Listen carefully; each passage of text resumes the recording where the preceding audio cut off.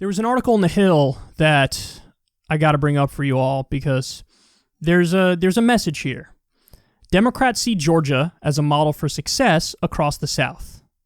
Now, is that a positive thing? Well, absolutely that's a positive thing because what they did in Georgia worked.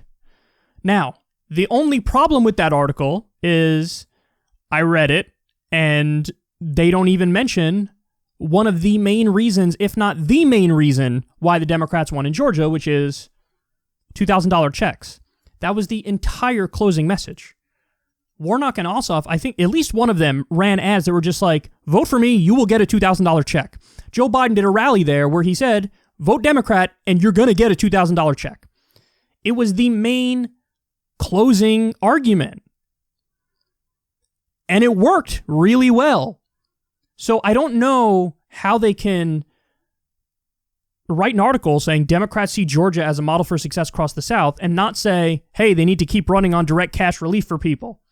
They don't say that. They just talk about, like the Stacey Abrams model and like sign up more people, basically. Like that's what they talk about. Like, oh, increased black turnout. But they don't say what exactly led to that increased black turnout. I'm sure an element of it is a backlash against Trump and Trumpism. But the main arguments they were making was vote for us, you get $2,000 checks. That's important. But they don't discuss it. So I'm here to remind them that's the secret sauce. It's not that difficult. A new poll came out from Data for Progress. $2,000 checks continue to be incredibly popular with the American electorate. 80% support a one-time $2,000 payment. 60% support recurring $2,000 payments, and 62% support retroactive $2,000 payments. This is an issue that it's open and shut, dog. It's open and shut. It's not even close. It's right there. I mean, you're talking 60% support a recurring $2,000 payment. So in other words, people are in favor of universal basic income. People are in favor of Social Security for all. They are.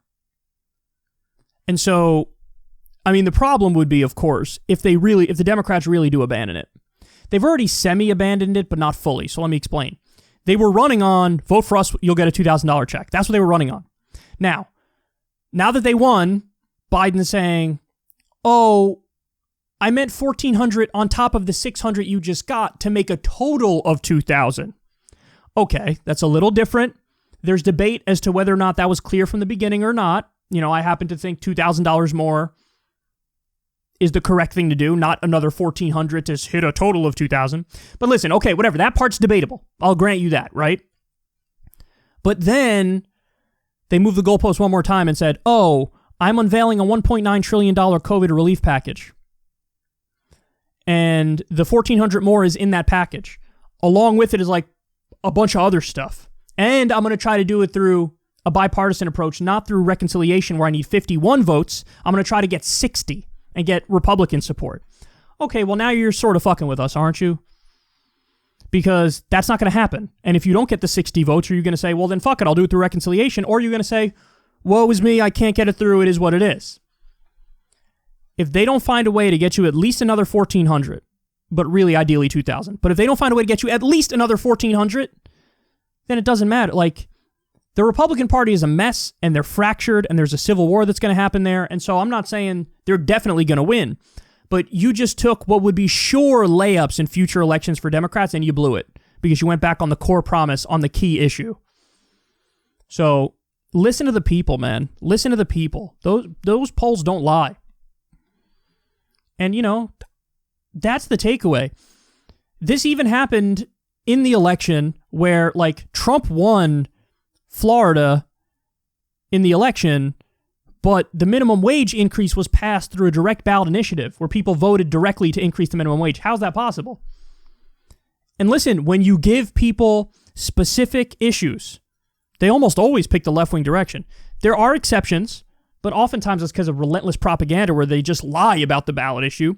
But the overwhelming majority of the time, if you put a left-wing idea on a ballot, people vote for the left-wing idea because they like the left-wing idea. So Democrats, be more left-wing, embrace these ideas, argue for these ideas, and that'll lead to the victories. So, I mean, this segment is obvious because I'm saying things that are like, duh, but they need to be reminded.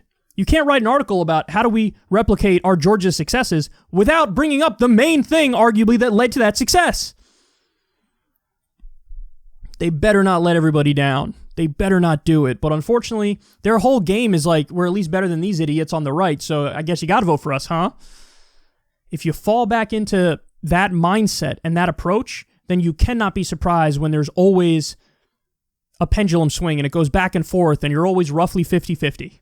You know, you could have crushing victories. You could have super majorities if you did the right thing and you fought for the right things. But you have to actually do it.